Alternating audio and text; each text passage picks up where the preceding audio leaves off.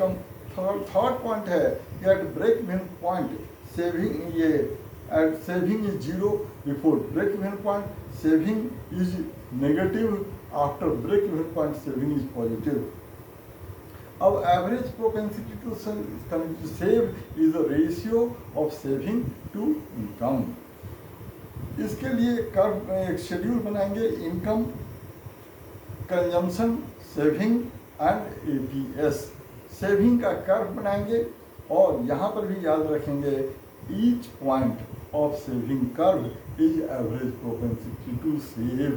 एक point saving curve पर लिया, उसको वाई एक्सिस से कनेक्ट किया, एक्स एक्सिस से कनेक्ट किया, उसके उस पॉइंट के आगे लिख दिया average propensity to save equal to save S upon Y और उसका वैल्यू पुट कर दिया।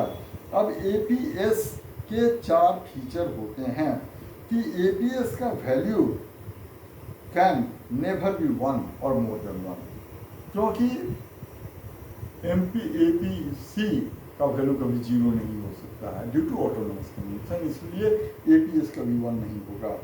ब्रेक इवन पॉइंट पर एपीएस का वैल्यू 0 होता है। एपीएस ब्रेक इवन पॉइंट के पहले एपीएस का वैल्यू नेगेटिव होता है, ब्रेक इवन पॉइंट के बाद एपीएस का वैल्यू पॉजिटिव हो जाता है। अब marginal propensity to save, it is the ratio of change in saving to change in income. अब इसको समझने के लिए वही शेड्यूल बनाएंगे, इसमें 3 कॉलम और बना लेंगे। मतलब पहले इनकम लिखा, कंजम्पशन लिखा, सेविंग लिखा, फिर change in delta S, delta Y, फिर एमपीसी। अब इसको भी डायग्राम से समझने के लिए सेविंग कर्व पर 2 पॉइंट लिया, दोनों पॉइंट को एक्स एक्सिस और वाई एक्सिस से कनेक्ट किया, तो एमपीएस का मतलब हो गया delta S upon delta Y, दोनों को वैल्यू को पुट कर दिया, वो एमपीएस हो गया। इसका एक ही फीचर है कि इसका मिनिमम वैल्यू 0 एमपीएस का और मैक्सिमम 1 होता है। अब जरा ये भी समझेंगे कि relationship between APC and APS, तो एपीसी प्लस एपीएस मिला करके 1 होता है। इसी तरह से एमपीसी प्लस एमपीएस मिला करके भी 1 होता है।